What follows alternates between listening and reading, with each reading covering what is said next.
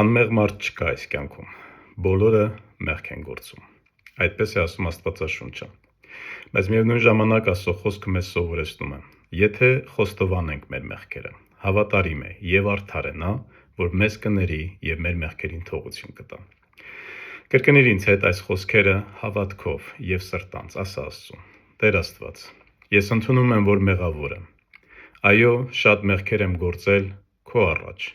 քո խոսքը սովորեցնում է ինձ, որ ես մեղավոր մարդ եմ։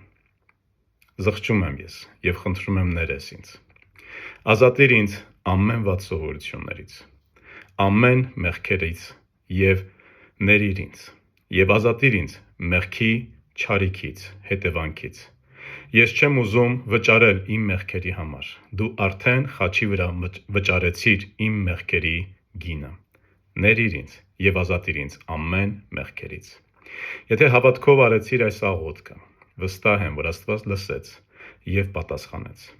Ուրեմն, գնա և այլևս մեղք մի գործիր, և յուրաքանչյուր ցանկության, գայթակղության ժամանակ կանչիր կրկին Հիսուս Քրիստոսին, կրկին այսպես աղոթքար ասելով, օգնիր ինձ, որ ես մեղք չգործեմ, և ներիր իմ մեղքերը։ Եվ իհարկե, գթիր ուղղադավան եկեղեցի,